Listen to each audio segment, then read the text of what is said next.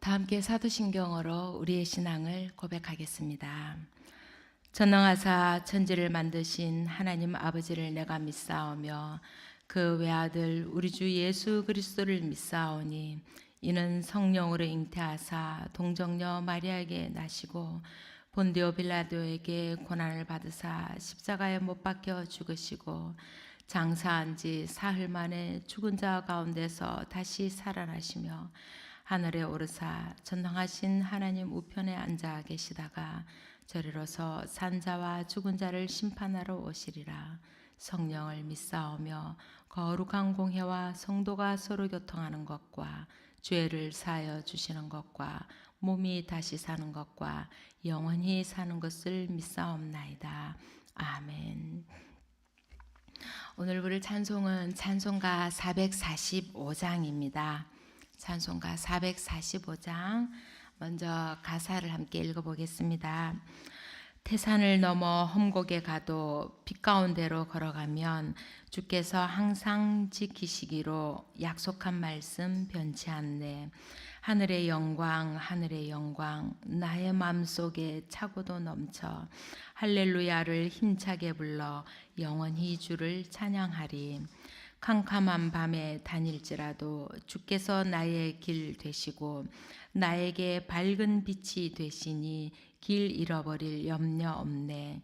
하늘의 영광 하늘의 영광 나의 마음속에 차고도 넘쳐 할렐루야를 힘차게 불러 영원히 주를 찬양하리.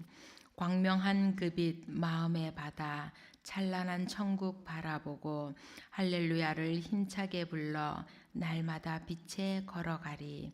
하늘의 영광 하늘의 영광 나의 마음속에 차고도 넘쳐 할렐루야를 힘차게 불러 영원히 주를 찬양하리. 아멘. 다 함께 찬양하시겠습니다.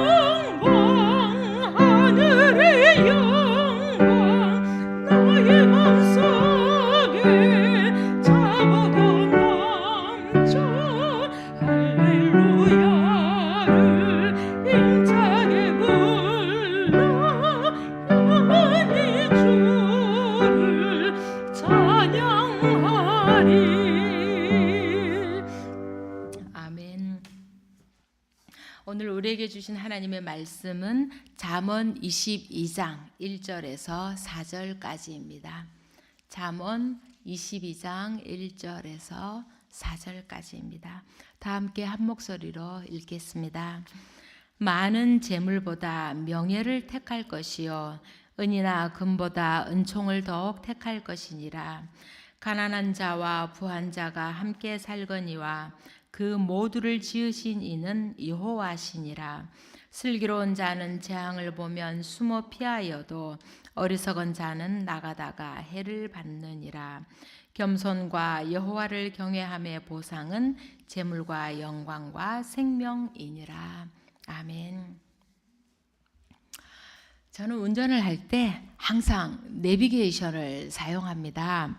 길에 대한 감각이 둔해서 내비게이션을 사용하지 않으면 어디로 가야 할지 대략 난감해지고 맙니다. 때로 내비게이션이 말하는 것을 잘 몰라서 엉뚱한 길에 들어서기도 합니다. 잠언을 읽을 때마다 이렇게 내비게이션이 떠오릅니다. 잠언은 삶을 바르게 인도하는 내비게이션으로서의 역할을 합니다. 내비게이션을 정확하게 읽어야 바른 길을 찾듯이 잠언을 바르게 읽기 위해서는 해석이 필요할 때도 있습니다. 시대적 배경을 생각하지 않고 읽을 때 현실과 맞지 않아 당황할 때도 있습니다. 예로 여성으로서 여성에 대한 이야기나 자식 교육에 대한 이 지나친 말들은 반발심을 가지기도 합니다. 실천하기 어려운 교훈을 삶에 온전히 받아들이기 위해서는 깊은 묵상이 필요하기도 합니다. 하지만 그 모든 것을 아울러 잠언은 우리를 지혜로운 삶의 길로 인도하는 중요한 성경입니다. 삶의 내비게이션인 잠언이 안내하는 길을 잘 따라가서 하나님이 원하시는 목적지에 무사히 도착할 수 있기를 소망합니다. 오늘 읽은 잠언 22장 1절에서 4절의 말씀은 여호와 하나님을 의뢰하는 삶을 살 것을 권면하고 있습니다. 먼저 1절에서는 사람들이 일반적으로 소중하게 생각하는 재물보다 명예를 택하라고 말합니다. 물질 만능의 사회에서 이 말은 참으로 풀기 어려운 명제가 아닐 수 없습니다. 대부분의 사람들은 물질이 많아서 삶이 풍족해지는 것을 좋아합니다. 여러분도 그렇지요? 물질이 많으면 세상을 살아가는데 많은 편리를 제공하고 안락한 삶을 살 수가 있습니다. 이 세상은 물질이 있으면 원하는 것을 다 가질 수 있는 세상이 되어버린 지 오래입니다. 그래서 너나 할 것 없이 물질을 많이 가지기를 원하는 세상이 되어버린 것입니다. 그런데 성경은 분명히 말합니다.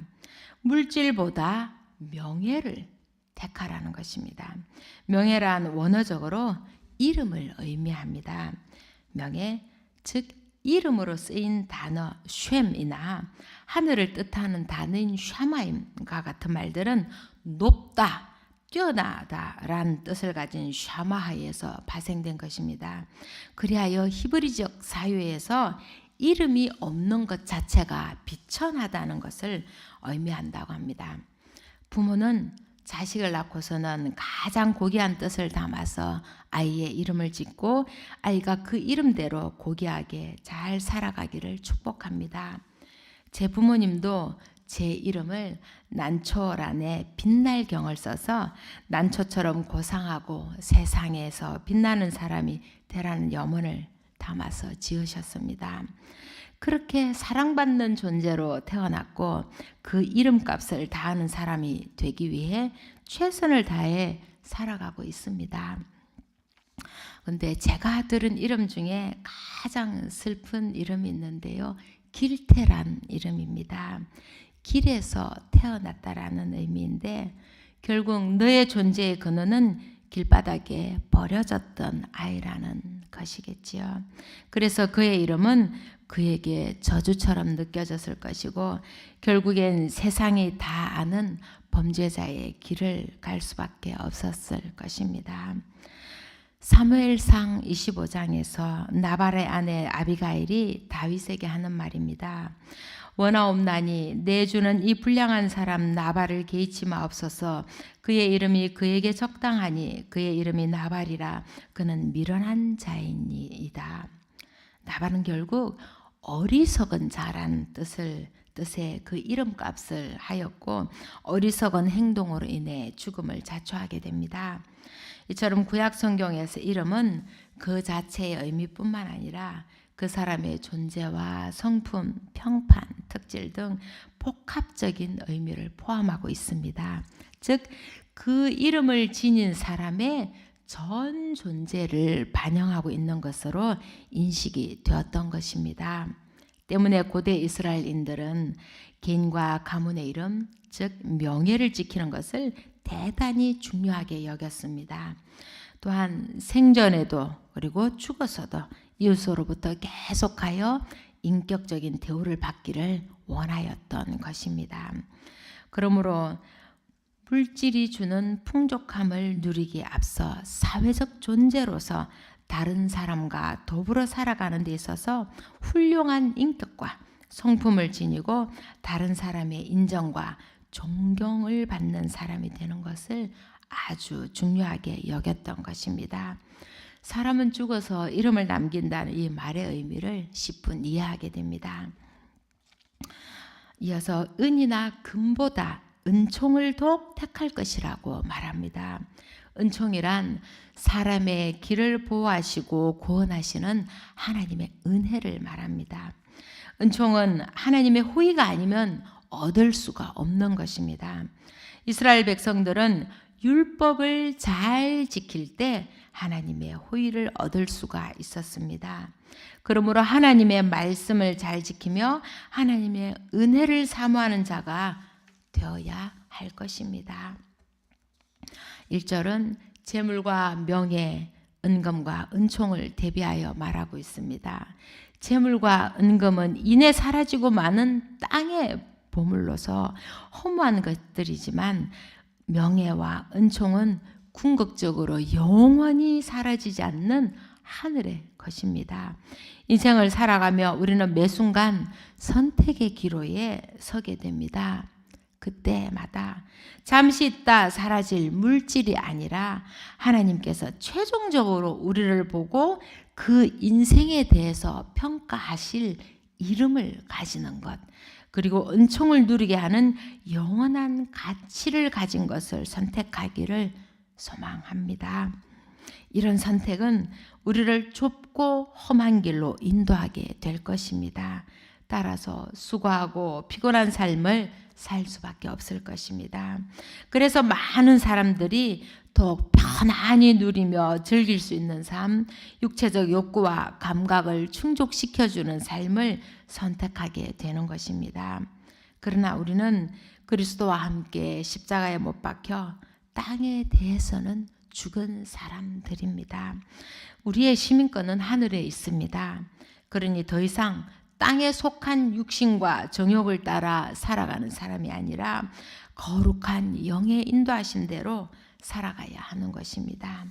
성령님이 우리와 함께 하시니 힘들고 피곤하여도 핍박과 고난이 와도 두려워하지 않게 될 것입니다. 그리하여 우리의 이름이 명예롭게 기억되며 하나님을 경외하며 믿음으로 살다간 하나님의 은총을 입은 자로 기억되게 될 것입니다. 2절입니다. 가난한 자와 부한 자가 함께 살거니와 그 모두를 지으신 이는 여호와시니라. 이 세상에는 가난한 자와 부자가 함께 존재하지만 이 모든 자들을 지은 분은 여호와 하나님이시므로 근본적으로 동등한 자들이라는 것입니다. 모든 사람이 하나님의 형상대로 창조된 고귀한 피조물임을 인식하고 그들과 더불어 살아가며 차별하지 않고 핍박하지 않고 서로 사랑을 잃지 말라는 것입니다. 고대 이스라엘의 삶은 모세의 인도 아래 출애굽한 이후 모든 인간은 동등하다는 개념을 지니고 있었으며 이후에 예언자들 또한 그렇게 외쳤습니다. 재산 정도에 따라 사람이 차별되어서도 안 되며 반대로 부자라고 무조건 비난해서도 안 되는 것입니다. 부자나 가난한 자나 모두 하나님의 피조물로서 서로의 존엄을 지킬 수 있도록 협력하며 서로를 존경하고 친절을 베풀어야 할 것입니다. 그러나 이 세상은 부자가 무한정 우대받고 가난한 자가 괄시받는 세상이 되어버렸습니다. 노블레스 오블리주는 뉴스에서나 가끔 들려오는 이야기일 뿐 가진 자들의 횡포를 다루는 기사는 넘쳐나기만 합니다. 가장 평등한 공동체인 교회 또한 재산의 정도에 따라 서로를 바라보는 눈이 달라짐을 수시로 목격하게 됩니다. 자신이 가진 것을 모두 내어놓고 헌신하던 공동체인 초대교회조차 가난한 자들을 천대하였다고 야고보서는 전하고 있습니다. 야고보서 2장 2절에서 4절 말씀입니다. 만일 너희 회당에 금가락지를 끼고 아름다운 옷을 입은 사람이 들어오고 또 남루한 옷을 입은 가난한 사람이 들어올 때에 너희가 아름다운 옷을 입은 자를 눈여겨보고 말하되 여기 좋은 자리에 앉으소서 하고 또 가난한 자에게 말하되 너는 거기 서 있든지 내 발등상 아래에 앉으라 하면 너희끼리 서로 차별하며 악한 생각으로 판단하는 자가 되는 것이 아니냐. 그러나 부자든 가난한 사람이든 모두를 지으신 이는 하나님이시라고 우리는 알고 있습니다. 창조주이신 하나님은 그래서 당신이 창조하신 모든 인생으로 인하여 기쁨을 이기지 못하며 잠잠히 사랑하시며 즐거이 부르며 기뻐하시는 것입니다. 유사이래로 부자와 가난한 자는 늘 존재하였으며 함께 또한 살아가야 합니다. 그러니 서로의 얼굴에서 하나님의 형상을 보며 서로를 존중하고 서로를 사랑하며 더불어 함께 살아가야 할 것입니다. 3절입니다. 슬기로운 자는 재앙을 보면 숨어 피하여도 어리석은 자는 나가다가 해를 받느니라. 슬기로운 자는 재앙을 보면이라고 하는데 여기서 보면이란 말은 미래의 위험이나 함정 혹은 유혹 따위를 미리 내다보는 것을 의미합니다. 즉 슬기로운 자는 세상에 대한 통찰력을 가지고 있어 앞으로 다가올 위험한 일들에 대해 예측하고 슬기롭게 대처한다는 것입니다. 또한 슬기로운 자는 어떤 판단을 할 때 눈앞에 보이는 것만이 아니라 그 이면에 숨겨진 여러 가지 상황을 신중하고 사려 깊게 살펴보고 난 후에 결론을 내립니다. 그래서 슬기로운 자는 닥쳐올 재앙을 피할 수가 있게 되는 것입니다. 슬기로운 자는 언제나 여호와 하나님의 뜻에 맞게 행동합니다. 신중하고 조심성이 있고 지혜롭게 행동합니다. 그리하여 슬기로운 자는 악을 만나면 숨어 피해 다닙니다. 반면에 어리석은 자는 악을 만나면 무모하여 그 악을 따라가서 결국엔 그것 때문에 고통을 당하게 됩니다. 어리석은 자는 먼 곳을 보지 못하고 눈앞의 이익만 추구하다가 함정에 빠져 해를 입게 되는 것입니다. 결국 어리석은 자는 닥쳐올 재앙에도 아랑곳하지 않고 여호와의 뜻을 분별하지 못한 채 무턱대고 치닫기만 하므로 그 경솔함과 무모함에 합당한 대가를 치르게 되는 것입니다. 잠언은 그래서 끊임없이 지혜의 소리에 귀 기울이고 깨우쳐 어리석음을 벗어나라고 가르쳐 줍니다. 그러나 오늘날 사람들은 지혜의 소리에 귀 기울이지 않습니다. 오히려 끊임없이 솟아나는 본능의 소리, 정욕의 소리, 세상의 소리에만 귀를 기울이며 어리석은 자로 살아가기를 자초하고 있는 것입니다. 히브리서 3장에서는 오직 오늘이라 일컫는 동안에 매일 피차 권면하여 너희 중에 누구든지 죄의 유혹으로 완고하게 되지 않도록 하라 라고 우리를 권면하고 있습니다. 이렇게 살다간 분명히 재앙이 우리를 덮치고야 말 것을 알면서도 불나방처럼 불을 향해 뛰어들고 있는 것이 오늘날 우리들의 모습인 것 같습니다. 하나님은 우리에게 어리석은 자가 되어 재앙을 당하지 말고 슬기로운 자가 되어 재앙을 피하라고 말씀하십니다. 우리의 어리석은 모습을 말씀에 비추어 잘 헤아리고 슬기로운 자로 거듭날 수 있길 바라봅니다. 마지막으로 4절입니다.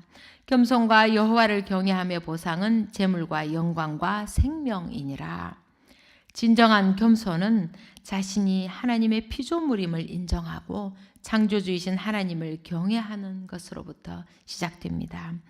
여호와를 경외하는 자는 겸손할 수밖에 없습니다. 여호와를 경외하는 자는 자신을 높이거나 자기 중심적인 삶을 살아갈 수가 없기 때문입니다. 그리하여 그는 재물과 영광과 생명을 보상으로 받게 될 것입니다.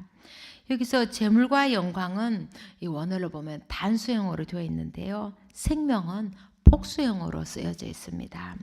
이것은 건강하고 왕성한 생명력으로 활력 있게 살아가며 주어진 삶명을 효과적으로 수행하는 완전한 삶을 살아가는 것을 의미합니다. 여호와를 경외하는 삶을 살아갈 때 우리에게 주어지는 축복이 이처럼 크다는 것입니다. 오늘 자문의 말씀을 통해 하나님을 경외하며 살아가는 사람들은 재물이나 은금보다 명예와 은총을 선택하며 내 곁에 이웃이 하나님의 형상으로 지어진 귀한 존재임을 알고 더불어 살 줄 알며 하나님 말씀으로 슬기롭게 처신하여 악을 피해 다닌다고 가르쳐 줍니다. 그리하여 그러한 사람이 누리는 복은 재물과 영광과 생명이라고 하였습니다. 그러하니 저와 여러분 모두 그렇게 겸손하고 슬기롭고 은총을 입은 하나님의 자녀로서 이웃들과 후손들에게 귀한 이름을 남기는 복된 자들이 되시길 간절히 축원드립니다. 기도하시겠습니다. 사랑의 하나님, 오늘도 좋은 하루를 허락하시고 기쁨으로 주님을 예배하게 하시니 감사합니다. 장미꽃이 만발한 찬란한 5월을 보내기 싫지만 몸이 느끼는 온도는 벌써 여름이 왔음을 알려줍니다. 봄, 여름, 가을, 겨울 정말로 아름다운 것들로 우리의 삶을 채워주심에 감사합니다. 이 모든 것을 누구나 함께 동등하게 누리며 살아가기를 원합니다. 그러나 세상은 부한 자는 더 부하게 되고 가난한 자는 더 가난한 처지로 내몰리고 있습니다. 그래서 똑같이 주어진 계절이지만 모두가 느끼고 즐기는 계절은 많은 차이가 납니다. 가난하여 삶이 고단한 사람에게는 장미에 대한 감상은 호사일 뿐일 것입니다. 이런 가운데 우리가 무엇을 최고의 가치로 삼으며 살아가야 할지 우리는 매일매일 말씀을 통해 하나님의 음성을 듣습니다. 말씀이 가리키는 방향을 향해 잘 나아가서 하나님이 원하시는 목적지에 정확히 도착할 수 있도록 저희를 인도하여 주옵소서. 특별히 몸과 마음의 질병, 여러 가지 삶의 어려움으로 고통받는 이들에게 주님의 은혜가 충만히 임하시길 간절히 기도합니다. 어떤 어려움 가운데도 하나님께서 함께 하심을 믿고 끝까지 힘을 내게 하옵소서. 값없이 주시는 은혜의 선물로 언제나 우리를 채워주시는 하나님이심을 믿고 담대하게 걸어가게 하옵소서. 이 모든 말씀 사랑이신 우리 주 예수 그리스도 이름으로 간절히 기도하옵나이다. 아멘. 하늘에 계신 우리 아버지여, 이름이 거룩히 여김을 받으시오며 나라의 임하옵시며 뜻이 하늘에서 이룬 것 같이 땅에서도 이루어지이다. 오늘날 우리에게 일용할 양식을 주옵시고 우리가 우리에게 죄 지은 자를 사하여 준 것 같이 우리의 죄를 사하여 주옵시고 우리를 시험에 들게 하지 마옵시고 다만 악에서 구하옵소서. 대개 나라와 권세와 영광이 아버지께 영원히 있사옵나이다. 아멘.